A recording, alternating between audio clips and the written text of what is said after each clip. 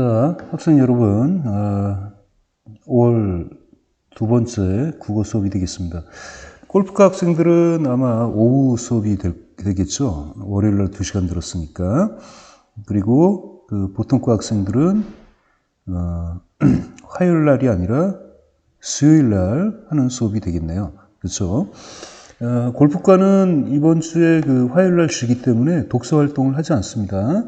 그 다음에 보통과 학생들은 화요일 날 독서 활동은 안 하고 목요일 날 한 번만 하겠습니다. 골프과 학생들 오늘 수업 잘 듣고 보통과 학생들도 잘 듣고요. 이따가 과제가 있을지 없을지 모르겠지만 거기에 맞춰갖고 그 과제가 있다면 과제 수행까지 하고 만약에 없으면 그냥 이것으로 그 5월 둘째 주 수업은 이렇게 진도를 나가는 것으로 하도록 하겠습니다. 자, 이제 우리가 그 장마라는 소설을 이제 공부할 텐데요. 저번 시간에 소설의 시점에 대해서 공부했잖아요. 오늘은 이 장마라는 소설에 대한 그 간단한 배경 이런 걸 먼저 좀 공부해 보도록 하겠습니다. 장마는 6.25와 관련 있는 소설이에요. 6.25. 자, 6.25라고 하는 건 뭡니까? 1950년대 시작과 더불어 시작된 동족 상잔의 비극적인 전쟁이다. 이렇게 말할 수 있습니다. 이념 대립에 의한 비극적인 전쟁, 이후 삶과 사회에 대한 탐색이 우리나라 소설에 아주 진지하게 나타났다. 전쟁이 아주 심했고 그 전쟁의 결과로 그 전쟁을 탐구하고 하는 그런 소설들이 탄생하게 됐다는 것입니다. 자, 6.25를 갖다가 그 남한의 우리 한국의 공식적인 용어는 6.25 사변이에요. 6.25 사변. 6.25를 전쟁으로 하지 않습니다. 전쟁이라고 하는 것은 특정한 두 개의 주체가 서로 그 무력을 동원해서 싸우는 거거든요. 근데 우리나라에서는 북한을 인정하지 않아요. 북한까지 우리 땅입니다. 그래서 만약에 뭐 이렇게 전쟁이 났다 그러면 누가 반란을 일으킨 거예요. 그런 관점으로 하나의 사변이라고 본다. 이렇게 보는데, 뭐, 미국 같은 데서는 그 한국 전쟁이다. 이렇게 부르기도 합니다. 그리고 북한은 남한이 먼저 일으켰다. 이렇게 얘기를 하는데, 정말 북한이 먼저 일으켰어요. 선생님이 그 연천에서 학교에 근무한 적이 있는데, 그 연천에 그 연천역이라는데, 북한이 물자를 갖다가 이렇게 놓고 그 연천역에서 첫 번째 총을 쏘면서 전쟁이 시작된 겁니다. 그렇죠? 우리는 거기에 대한 준비가 거의 없었기 때문에 전쟁 초기에는 엄청 밀린 거죠. 그렇죠? 이렇게 된 게 전쟁입니다. 아무튼 근데 이 전쟁을 통해서 굉장히 그 많은 사람들이 죽었어요. 전쟁 와중 중에 총을 쏘면서도 죽고요. 그 다음에 또 뭐가 되는 겁니까? 인민군들이 남한을 정복했을 때 인민군들이 자기들 입장에 정치적으로 입장에 문제가 있다고 생각하는 사람들을 골라내갖고 그들을 인민재판을 통해서 죽였습니다. 또 남한도 마찬가지로 북한에 동조하는 사람들을 찾아서 또 죽였어요. 아주 그 비극적인 전쟁 양상이 극단적인 대립 상태를 통해서 계속된 겁니다. 그러면 우리나라가 뭐 그 당시 1950년대 뭐 남한이다 북한이다 이렇게 그 내세울 만큼 사회가 이렇게 복합적으로 발전한 사회는 아니었습니다. 거의 대다수가 농민들이었거든요. 그러니까 뭐 남한은 자본주의다. 아니 뭐 자본이 있어야지 제대로 자본을 하지. 북한은 또 사회주의다. 사회주의가 되려면 공업화에 의해서 노동자 세력이 있어야 되거든요. 정확히 거기도 이렇게 그 프롤레타리아의 공산주의 이론에 따라 프롤레타리아에 의한 공산주의 정권도 아니었다는 거죠. 그냥 외국에서 들어온 그 이념을 갖고 남과 북이 서로 대립해서 전쟁을 했다는 겁니다. 이런 거에 대한 반성이 우리 문학 작품에 굉장히 남아있고요. 지금도 큰 상처로 남아있어요. 그러다가 언젠가요? 이렇게 쭉 살다가 KBS에서 한번 뭐가 되는 거야? 그 남과 북의 전쟁 과정 중에 잃어버린 가족을 한번 찾아주는 방송을 3시간 정도 해보자. 라고 해갖고 1970년대 말인가 80년대 초인가 아무튼 뭐 언젠가 잘 기억은 안 나는데 이산가족 찾기 방송을 시작을 한 거야. 잊어버린 사람들이 글을 써갖고 나와서 뭐가 된 거야? 누구누구를 찾는다. 혹은 누구야? 나는 고아인데 이런 특징이 있는데 나의 부모를 찾는다. 그런 그 방송이 나온 거죠. 근데 그 3시간이 모자랐다는 겁니다. 그래서 일주일 연장이 됐어. 근데 그 일주일 갖고도 안 되는 거야. 나중에는 몇 개월 동안 KBS에서 정규 방송 다 포기하고 그 사람 찾기를 했던 겁니다. 그때 KBS 그 여의도에 있었던 그 광장에는 그 뭐가 되는 거야. 사람을, 이산가족을 찾기 위한 그 많은 사람들이 편말을 들고 쫙 서 있었어요. 한 명씩 데려다가 소개를 하고 찾은 사람을 또 보여주기도 하고 온 국민들이 그 전쟁의 상처 때문에 잃어버린 가족을 회복하면서 눈물과 한탄과 뭐 이런 걸 통해서 몇 개월을 보낸 거죠. 이런 것들은 그 외국에도 알려줘갖고 뭐 외국의 방송에서도 엄청난 사람들이 와서 참 놀랍다, 비극적이다. 이렇게 방송이 또 사람의 그 상처를 치유하기도 하는구나. 이렇게 방송의 새로운 기능 같은 것도 보고. 아무튼 그러면서 그 전 세계에 알려졌는데 요즘 한국이 그 전 세계에 많이 그 놀라움을 주는데 그 사실 놀라움을 주는 건 그때도 놀라움을 줬어요. 그 방송이라는 걸 이용해서 이산가족을 찾기를 하고 서로 상처를 보듬는 그런 작업이 굉장히 벌어지면서 전 세계에 깜짝 놀랐죠. 그 영화 국제시장이라는 영화에 보면 그 황정민이 그 자기 아버지하고 동생을 찾기 위해서 그 방송에 나오는 장면이 나오죠.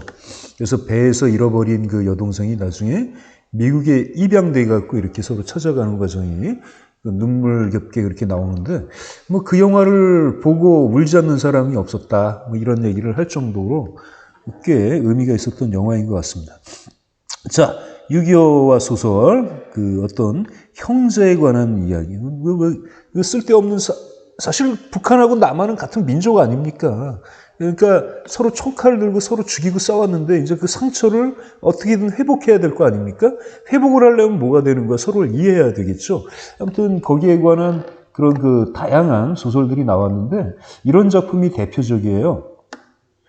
남과 북 이념 대립에 대한 진지한 반성, 그렇죠? 남한의 자본주의와 북한의 사회주의 이런 게 과연 우리에게 무엇인가? 이런 걸 아주 철학적으로 이명훈이라는 그 주인공을 통해서 그 진지하게 묻고 탐색했던 그런 작품이 최인훈 선생의 광장이라는 작품이 있습니다. 굉장히 어려운 작품이에요. 이거 한번 읽어보시고요. 그 다음에 동족상잔의 비극에 대한 상처 치유 모색 이런 게 있습니다. 그 윤은길의 장마라는 작품 우리가 나온 거고요. 황순원의 학 이런 작품이 있습니다. 그렇죠? 그 다음에 6.25를 통해서 새로운 인간형을 탐구해요. 전쟁에 뛰어들어서 싸운다든가 아니면은 뭐 이렇게 그 탈출을 감행한다든가 이런 걸 통해서 새로운 인간형을 탐구하는 아주 실존주의적 소설이 나오는데 불꽃이라는 작품이 있습니다. 선의휘라고 되어 있는데 이거 잘못됐고요. 우라고 고치시면 되겠습니다. 우. 선의. 그 다음에 안수길이라는 분, 북간도를 쓴 작가죠. 제3인간형, 제3의 인간형이 전쟁을 통해서 탄생하게 되는 겁니다. 그 다음에 실양, 고향의 상실과 부조리하고 비참한 현실을 고발하는 작품. 전쟁은 굉장히 비참했거든요. 그다음에 오발탄, 이범선, 비오는 날, 손창섭 이런 작품들이 있습니다. 전쟁 이외에 그 참상 같은 거, 피난민들의 참상이 잘 드러나고 있습니다. 그 다음에 역사의식과 극복의지, 이런 그 6.25나 이런 걸 어떻게 극복해 나갈 것인가, 뭐 이런 것들을 갖다가 그 쓴 소설이 하근찬의 순환 이대. 아버지는 일본의 징용에 끌려가서 손을 못 쓰게 되고, 아들은 6.25 전쟁에 참가해서 다리를 못 쓰게 되고, 이렇게 두 불구가 된 두 세대가, 상처 입은 세대가 어떻게 합쳐져서 극복을 해 나갈 것인가를 그린 작품이 바로 하근찬의 순환이대가 되겠습니다. 자, 과제가 있네요. 과제. 위의 작품 중 하나를 골라 읽고, 선생님, 저는 책이 없는데요. 감상문을 오늘 중으로 토론나에 작성할 것.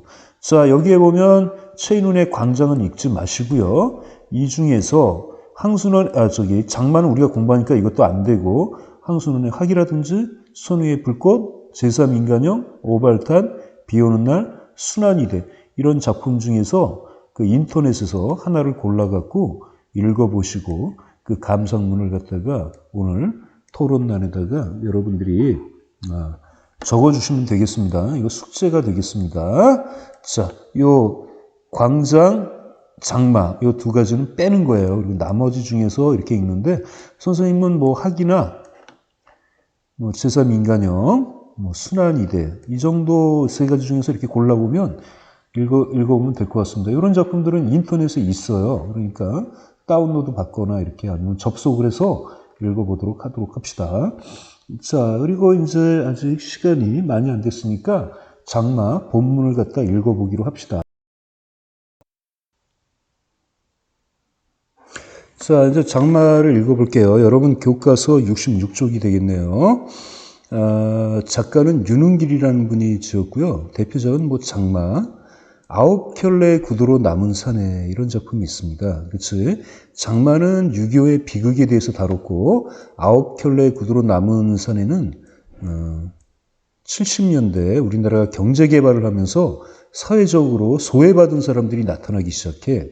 그렇지? 그 경쟁에서 뒤처진 사람들, 그런 사람들을 갖고 그들의 어떤 소외의식을 다룬 작품이 되겠습니다.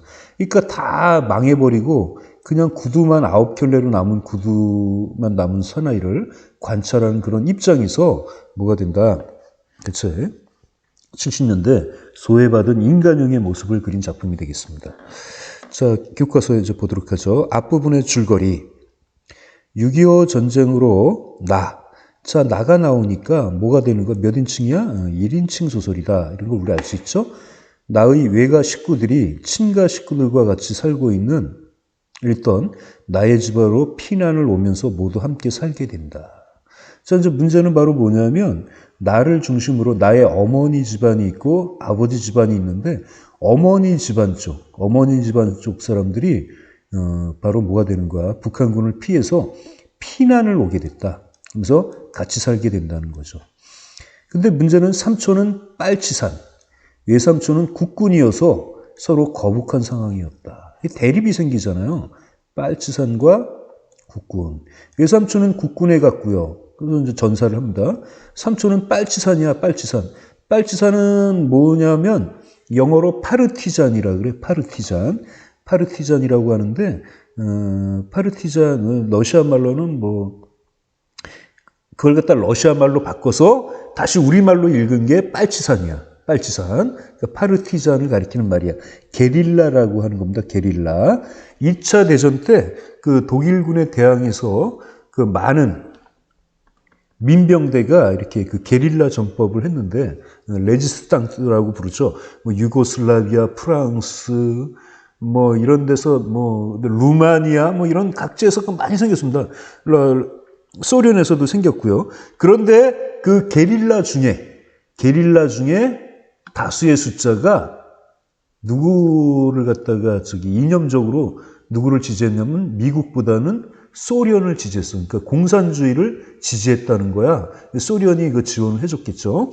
그래서 나중에 전쟁이 끝난 다음에 이 빨치산에서 그 활약했던 사람들이 정권을 잡게 되고 거기에 이제 소련의 군대가 오면서 동구 유럽, 동유럽, 폴란드라든지 유고슬라비아, 뭐 발칸반도, 루마니아, 뭐 라트비아, 뭐 이런 나라들 지금은 다 이제 자본주의 국가로 변했지만 이런 국가들의 공산주의 정권이 들어서게 된다. 뭐 체코, 슬로바키아, 뭐 이런데 그래갖고 이 빨치산 전법은 바로 뭐가 되는 거야? 공산주의자들이 그 공산주의 혁명을 일으키기 위해서 굉장히 필요로 하는 아주 중요한 전법 중에 하나였어요. 그렇죠? 남미 같은 데서도 여러분 그 게릴라 전법 같은 게 많이 그 나타나게 되고 하는 거죠. 그러니까 외삼촌은 빨치산이었다라는 건, 그러니까 우리나라에서 빨치산이다 이렇게 부르는 건 이건 공산주의 무장 게릴라다. 그다음에 외삼촌은 국군이었다. 서로 대립하는 거죠. 하나는 북한 편이고 하나는 국군 편이니까. 그렇죠? 서로 거북한 상황이었지만 할머니와 외할머니는 다툼 없이 잘 지낸다. 할머니는 아들이 공산주의자, 외할머니는 아들이 국군. 서로 대립하면서 전쟁을 하는데 두 분은 의외로 다툼 없이 잘 지내요. 어느 날 낯선 사람의 꿰매 빠진 나가 삼촌이 밤에 몰래 집에 왔었다고 말한 일로 아버지가 교초를 걷는다. 경찰에 끌려가서 호된 고문을 당했다는 거죠. 그렇죠? 이건 나는 바로 뭐냐면 이 나는 1인칭이지만 어린아이야, 어린아이. 어린아이의 눈으로 어른들의 세계를 바라보게 하는 거예요. 그렇죠? 낯선 사람은 아마 형사였겠죠. 그래갖고 야, 니네 과자를 하는 집에서 니네 집에 니네 삼촌 온 적 있니? 예, 어제 밤에 왔어요. 그러니까 이제 경사가 아버지를 끌고 가서 공산주의자 빨치산이 왔으면 신고를 해야지. 숨겨줘? 그러면서 이제 호되게 이제 고문을 했겠죠. 그 당시에는 굉장히 무식한 시대였습니다. 지금처럼 뭐 인권이 있거나 뭐 이런 게 지켜지거나 하는 시대가 아니었어요. 그냥 고문하면 고문받고 뭐 그런 거예요. 할머니는 삼촌을 팔아먹었다며 나를 외면하고 그런 나를 외할머니가 감싸면서 두 분 사이에 금이 가기 시작했다. 그러니까 나는 아무것도 모르는 채 삼촌이 왔다라고 경찰에 얘기하니까 할머니는 네가 삼촌을 팔아먹었다라고 외면하고 할머니는 뭐가 되는 거야? 오히려 뭐가 된다? 잘 신고했다 뭐 이러면서 나를 갖다 감싸고 그러니까 나를 중심으로 이제 할머니와 외할머니가 서로 뭐가 되는 거예요? 그렇죠? 금이 가기 시작했다. 갈등하기 시작했다. 이렇게 나오는 거죠. 그러니까 이거는 그 당시에 있었던 뭐가 되는 거야? 할머니는 북한, 외할머니는 남한. 그 갈등을 표현한 거죠. 그러다가 외삼촌의 전사 소식이 날아들자 외삼촌, 국군으로 가셨던 그 외삼촌이 전사했다. 전쟁에 돌아가신 거죠. 상심한 외할머니는 장마비가 쏟아지듯 하늘을 향해 빨갱이들을 다 쓸어버리라고 저주를 퍼붓는다. 이 빨갱이라고 하는 것은 바로 뭐냐면 빨갱이는 그 당시 그 공산주의자들이 자신들은 피해 혁명으로 정권을 잡아야 된다. 그러면서 자신들의 색깔을 빨간색으로 표현했습니다. 피해 전사 이렇게. 그래서 자본주의가 그러니까 자유주의 국가에서는 북한 이 공산주의자들을 빨간 놈들, 빨갱이라고 이렇게 얘기를 하는 거예요. 지금도 가끔 보면 그 할아버지들이나 이런 분들 중에 6.25를 경험했던 분들 중에 좀 진보적이고 약간 좌파적인 사람들을 빨갱이라고 욕하는 모습을 보게 됩니다. 아직도 그 6.25 시대의 이런 어떤 이념, 그 이후에 반공교육의 이념 이런 게 남아있음을 보게 되는 거죠. 삼촌의 소식을 애타게 기다리던 할머니는 이것을 삼촌이 죽어버렸으면 좋겠다는 말로 받아들여 외할머니와 큰 싸움을 벌린다. 왜냐하면 삼촌은 빨갱이였으니까. 그 뒤로 빨치산과 국군의 전투가 벌어지고 빨치산의 주검을 읍내에 벌려두었다는 소식이 들리자 식구들은 삼촌이 죽었을 것이라는 체념에 빠진다. 여러분 그 메가더의 인천 상륙작전으로 인해서 그치 한반도의 허리가 잘리면서 한반도를 그 당시에 이렇게 그려보면 이런 모습이 되는데 그치? 근데 우리는 이 낙동강 일대에서 북한군하고 이렇게 전투를 하고 있었단 말이야. 여기서 요 부근에서 그치? 아주 치열하게 전투했어요. 여기에는 북한군의 그 정규 사단들이 가득 차 있었죠. 이것만 먹으면 되는 거야. 근데 이제 미국이 본격적으로 유엔이 참전을 하면서 그 바로 태평양 사령관이었던 메가더가 뭘 지시하게 되는 겁니까? 그렇죠? 인천에 상륙해서 얘를 잘라버리고 여기 있는 애들을 생포하자. 그래갖고 인천 상륙작전을 하는 겁니다. 그러니까 졸지에 여기 있던 애들은 여기하고 싸우고 있는데 뒤에서 공격하니까 포로가 되거나 뿔뿔이 흩어져 사라지거나 일부는 어떻게 되는 거야? 갈 데가 없으니까 지리산, 여기 소백산 같은 산으로 들어가서 무장 저항을 하게 되고 그치? 이걸 또 잡으려고 군인과 경찰이 들어가서 이들을 갖다 잡으면 그 시체를 갖다가 읍내에다 이렇게 전시를 하면서 그 어떤 복수심에 불타고 하는 그런 모습들이 있었다는 거죠. 그치? 그래서 빨치산을 이제 잡아왔다. 이런 얘기예요. 그러나 할머니는 삼촌이 살아 돌아온다는 점쟁이의 말을 듣고 그 말을 신앙처럼 믿으면서 삼촌을 맞이할 준비를 하도록 식구들을 채근한다. 점쟁이가 삼촌이 살아 돌아오는 날이라고 말해준 그날이 하루 앞으로 다가오자 할머니는 밤새도록 등을 환하게 밝혀놓으라고 한다. 옛날에 우리나라 사람들은 집안 사람이 뭐가 된다, 멀리 가게 되면 무사히 돌아오길 바라면서 대문에다가 이렇게 등을 갖다가 밝혀요. 등을. 그래갖고 너의 무사 안위를 갖다 기원한다라는 그런 표현을 하고 있는 거죠. 자, 이제 본문이 시작됩니다. 자, 이제 진짜 삼촌이 돌아올까요? 안 돌아올까요? 이제 하루 전이에요. 할머니가 대문간에 서서 호통을 치는 바람에 홍곤한 잠에서 깨었다. 그렇죠? 홍곤하다. 정신이 흐릿한 잠에서 깨었다. 날은 부옇게 밝았으나 아직도 꼭두 새벽이었다. 가뜩이나 짧은 여름밤인데 그런 정도는 자나 마나였다. 잠을 설친 탓으로 머릿속이 띵 울리고 눈꺼풀은 슬슬 감겼다. 그러나 나는 위에 있는 나야. 1인칭 서술자. 아무렇지도 않은 편이었다. 여러 날 겹치는 피로와 긴장 때문에 얼굴 모양들이 모두 말이 아니었다. 아버지는 부항이 든 사람처럼 얼굴이 누렇게 또 부석부석했고 어머니는 수채, 강마른 대꼬챙이였다. 외가 식구들이라 해서 특별히 나은 사람도 없었다. 그런데 우리 할머니만 청정해가지고, 청정하다는 건 기운이 나 있다 이런 얘기죠. 첫 새벽부터 기진맥진한 사람들을 게으른 소 잡돌이 하듯 소잡듯이 그냥 막 뭐가 되는가 다그쳤다는 거죠. 누가 오니까? 외삼촌이 오니까. 죽은 줄 알았는데 점쟁이가 살아서 돌아온다고 얘기하잖아요. 그렇죠? 할머니와 어머니를 대문간에 나란히 불러놓고 무섭게 닦아 세우는 중이었다. 예? 장명등이 꺼져 있었다. 자, 장명등이 꺼져 있었다라고 나옵니다. 장명등은 집안에 나간 사람을 기다리면서 문 앞에다 이렇게 켜놓는 등이잖아요. 이 등이 꺼지지 말아야 되는데 꺼져 있었다라고 나오는 겁니다. 이게 뭐가 되는 거야? 이거 뭐 하는 거야? 앞으로 일어나는 일은 좋은 일이 아니다. 외삼촌은 뭐 했다? 죽었다라는 걸 암시하는 거죠. 이런 걸 암시라고 합니다. 암시. 기름이 아직 반 남아 들어있었는데도, 그쵸? 어느 바람에 언제 끄고 갔는지 유리갓에 물기가 뭐 했다? 촉촉했다. 자명등 일로 할머니는 몹시 기분이 상해버렸다. 그게 켜져 있어야 되는데 지금 꺼져 있으니까 할머니는 기분이 상한 거죠. 자, 하느님이 간밤에 몰래 들어와서 아버지와 어머니의 정성을 시험하고 간 증거로 삼아버렸다. 그렇죠? 할머니는 이렇게 그걸 보는 거야. 니네들이 이렇게 정성이 없으니까 등불이 꺼지잖아. 이 작것들아. 동생이 그렇게 죽었으면 좋겠어. 막 이러면서 이제 할머니가 닥달을 하는 거죠. 할머니의 노여움은 거기서 그치지 않았다. 그것 한 가지만으로도 하나밖에 없는 동생, 시동생을 끝까지 돌봐줄 의사가 있는지 없는지 알 수 없었다면, 여기서 동생은 이제 아버지한테는 동생, 어머니한테는 시동생이죠. 정성의 기미가 보일 때까지 관과 장롱의 열쇠를 당신이 직접 맡아 관리하겠다고 선언해버린 것이었다.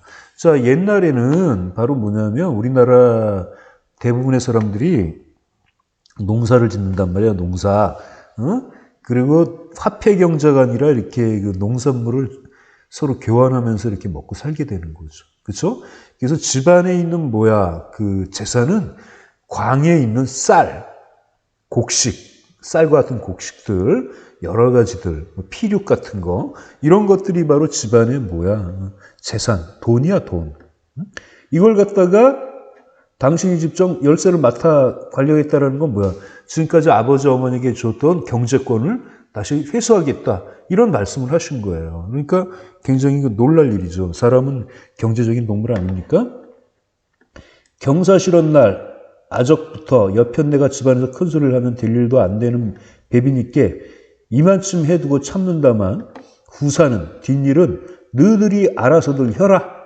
나는 손가락 하나 까딱 않고 뒷전에서 구경만 하고 있을란다. 이렇게 얘기를 하죠. 그 내용으로 보면 이렇게 전라도 쪽 이제 말투인 것 같아요. 그쪽은 6.25 때 이렇게 많이 저희를 안 받았으니까. 라는 말을 마치고 돌아서는 할머니는 거듭 혀를 쳤다. 큰 자석이라고 입는 것이 저 모양이니 원 쯧쯧. 할머니는 양쪽 팔을 회회 내저으며 불이 나게 안채로 향했다. 지질이 복도 못하고 난 년이지. 남한침, 아들이라는 얘기입니다.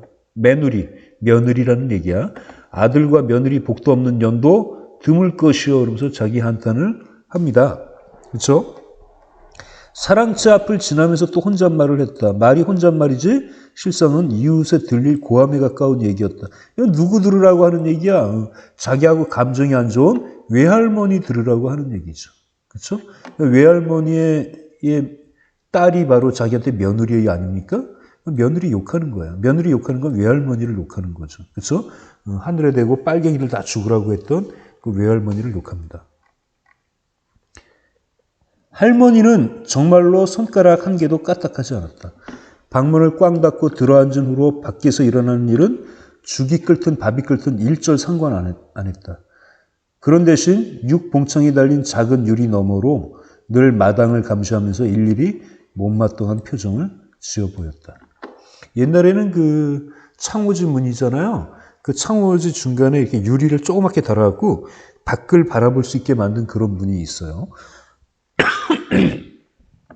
우리는 수대로 하나씩 빗자루나 연장 같은 걸 들고 나와 감시의 눈초리를 뒤통수에 느껴가면서 마당도 쓸고 마루도 닦고 집안에 거미줄도 얻었다. 만약에 선생님 집안에서 우리 어머니가 나한테 막 이렇게 닥달을 하면 선생님이 앉아서 조용히 앉아갖고 이거 빗자루 이런 거 쓸 리는 없죠. 같이 막 뭐라 그랬지. 어머니 이게 뭐 하는 짓이에요? 막, 응? 그래서 근데 그때는 그랬고 또 어머니가 그 자식을 생각하는 마음이기 때문에 며느리하고 아들 집안 식구들이 이렇게 따라주는 거죠. 힘들더라도.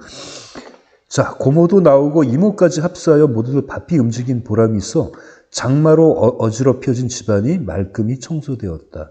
장마라는 게 뭐야? 장마는 우리나라 6월 말서부터 7월까지 오는 비죠. 그렇죠? 몬순 기후로 인해서 남쪽 지방에서 올라오는 비구름대가 막 쏟아지는 겁니다. 굉장히 많이 내리죠. 장마가 오면 막 떠내려오는 것도 많고 그래갖고 장마가 끝나고 나면 주변이 지저분해지잖아요. 그걸 청소했다는 겁니다. 왜? 죽은 줄 알았던 금산촌이 돌아온다고 할머니는 믿고 있으니까. 이모와 고모는 어머니를 도우러 부엌으로 들어가고 나는 아버지와 함께 대문에서 마당에 이르는 소로와 작은 길과 텃밭 사이에 깊은 도랑을 내어 물기를 빼느라고 식전부터 구슬땀을 흘렸다. 장마니까 물이 고여있을 거 아닙니까? 하늘은 아직도 흐렸다. 오랜만에 햇빛을 볼 수 있을지 모른다고 기대했던 날씨가 아무래도 신통치 않았다. 그러나 서녁 하늘 한 귀퉁이가 빼꼼히 열려 있었고 구름을 몰아가는 서늘한 바람이 불었다. 다시 비가 내릴 기밀 같은 건 어디에도 안 보였다. 그것만도 우리에겐 참 다행스러운 일이었다. 우리들뿐만 아니라 모든 사람이 그러했다. 이른 아침부터 우리 집에 찾아오는 동네 사람들이 내미는 첫마디가 한결같이 무슨 말을 했을까요? 자, 오늘은 여기까지 하고 다음 시간에 그 다음부터 읽도록 하겠습니다. 오늘 선생님이 여러분들에게 과제를 냈죠? 그 과제가 바로 뭐예요? 다시 한번 과제가 뭘까요? 그렇죠? 이 5개 소설 학, 불꽃, 제3인간형, 오발탄, 비오는 날, 순환 이대 이 5가지 중에 한 가지를 인터넷에서 찾아 읽고 그걸 갖다가 오늘 중에 하면 됩니다. 밤에 해도 돼요. 토론란에다가 바로 밑에 작성해서 감상문을 올려야 한다. 이게 바로 오늘 숙제가 되겠습니다. 자, 여러분 그 숙제할 때까지 좀 고생 좀 하고요. 다 여러분들이 읽어두면 다 좋은 글들입니다. 자, 고생 좀 하고 우리 다음 시간에는 그 다음부터 이제 동네 사람들이 막 몰려오는 거기부터 한번 읽어보도록 합시다. 자, 고생하셨습니다. 숙제 빠지지 말고 다